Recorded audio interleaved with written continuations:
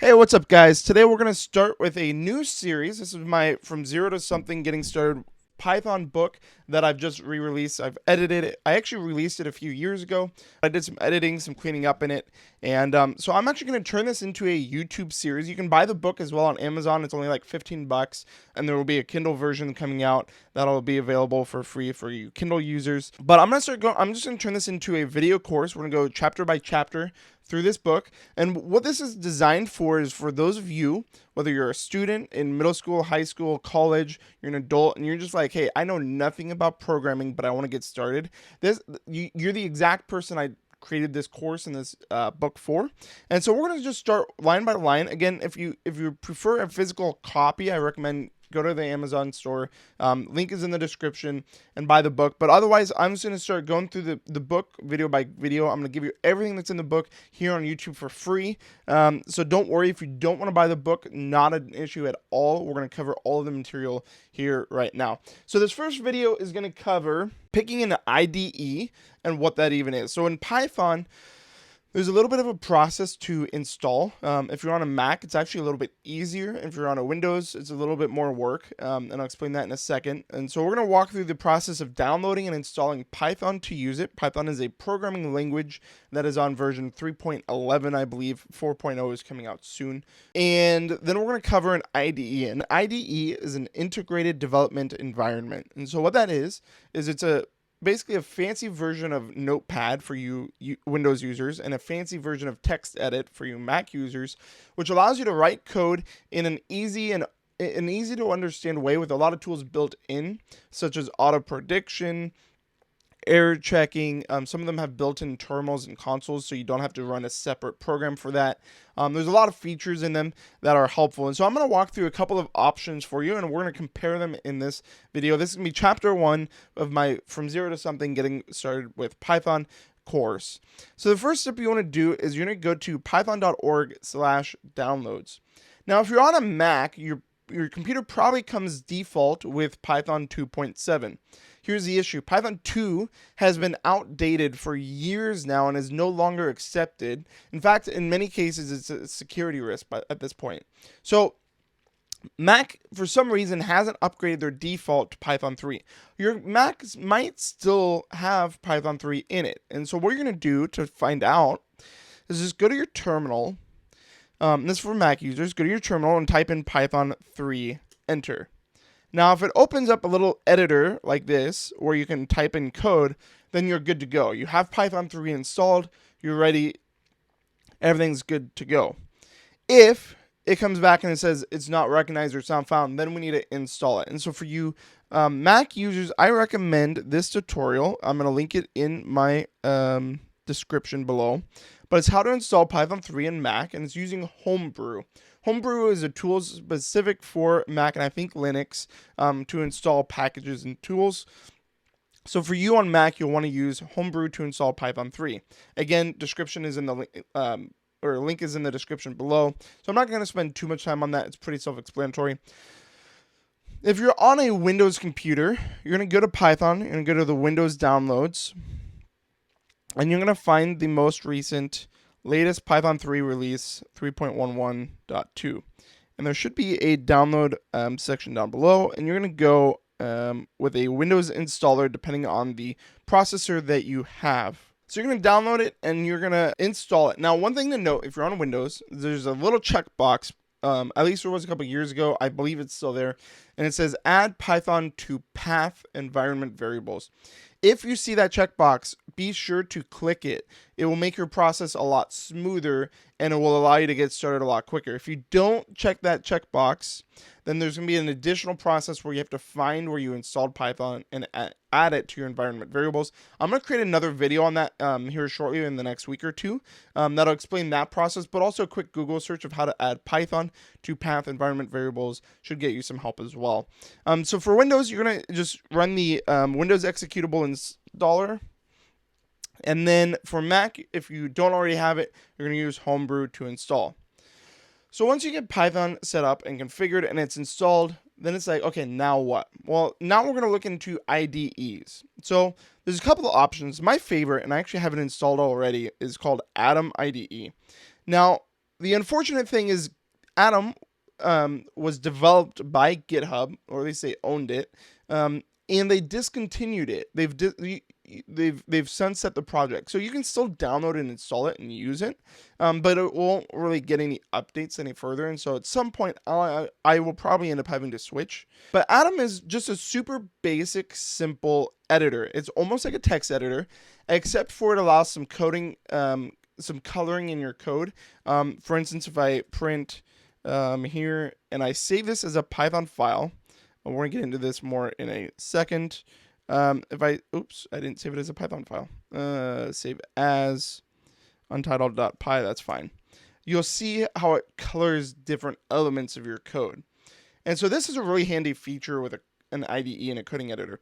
Now what Atom doesn't do is it won't compile your code for you. You have to do that separately in a terminal like I had open. But there's a couple other really useful tools if you prefer. One of them, and this is what I actually started with, is Wingware IDE. So you're going to go to wingware.com, and they have ignore the pro version, they're going to charge you for that. They have a personal version right here. So they have a 101, which is very basic, and this may end up being what I move to. And they have your personal, which is going to be your free version for just general use. And so you're going to just run the installer. It's pretty simple, pretty easy. I'm going to go ahead and install it so I can show you guys. And while that's downloading, we're going to go and check out another one. So PyCharm is another very popular IDE. I believe you have to pay for this one, though. Let's see. Yes. Oh, individual use. Yeah, so you have to pay for PyCharm, which is kind of the unfortunate thing. It is a pretty cool editor and allows multiple people to work collaboratively. But at $10 a month, in my opinion, it's not worth it because there are a lot of free ones that do just as good of a job, in my opinion, as PyCharm. Some people prefer PyCharm, and that's totally okay. And so we're not going to show you that one because I don't want to have to pay for it. But it is a quality editor if you do want to pay the $10 a month. The final one I want to talk about is Visual Studio Code. Visual Studio is probably, my estimate, I don't have the facts on this, but my guess is this is the #1 most popular editor, and it's a great tool. It's pretty similar to PyCharm actually, and it is free. So we're going to download that so I can show you that as well. While that's downloading, we're going to install Wing because it is finished. So we're going to go through the install process. Okay, and let's take a look at wingpersonal.app. Let's open it up. And I am sure I want to open it. Okay, and accept the agreement. Okay, so here you have Wing. I'm going to close out of the tips. You have kind of a lot going on here. I don't want the source assistant.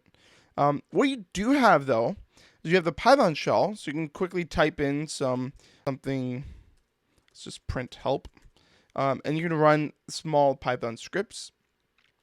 You also have this debug IO, which allows you to run code. And so I'm going to show you this really quickly. We're going to create a new file. This is going to be we're just going to do Python, or not Python, print testing wingware. And there's this little green button up here that allows us to run this Python code. So if we click it, I'm just going to ask for the environment.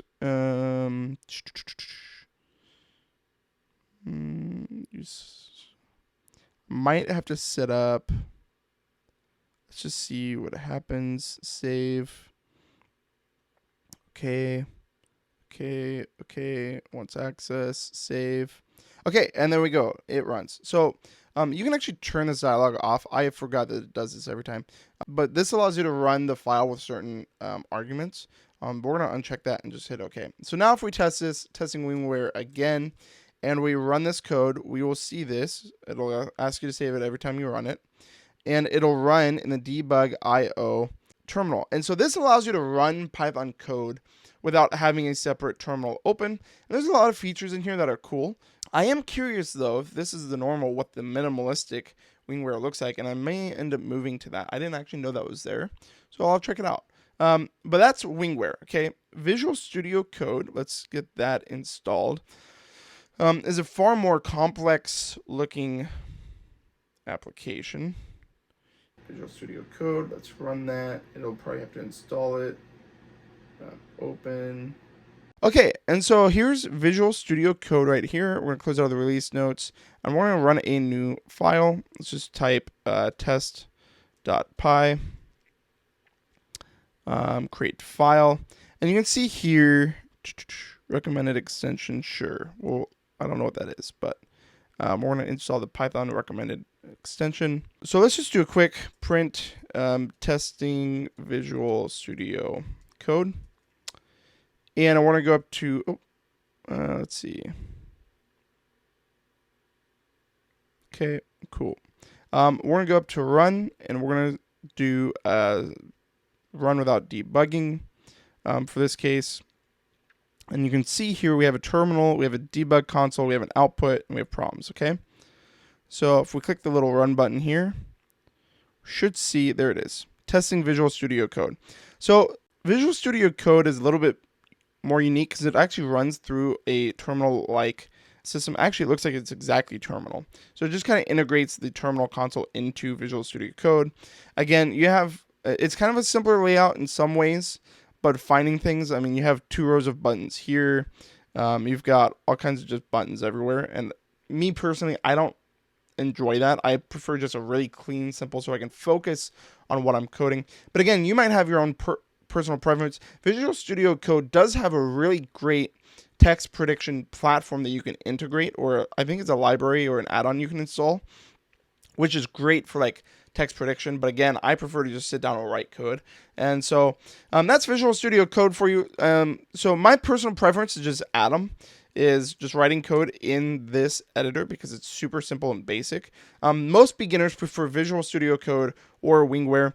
Again, the installation process on a Windows might look slightly different, and that's okay. But the platforms should actually look pretty similar to with Mac or Windows. And so those are your IDEs. I'd recommend you choose one and install one. In the next video, we're going to get started with just simple setting up Python structure, like our folder structure, and getting started with simple Python code.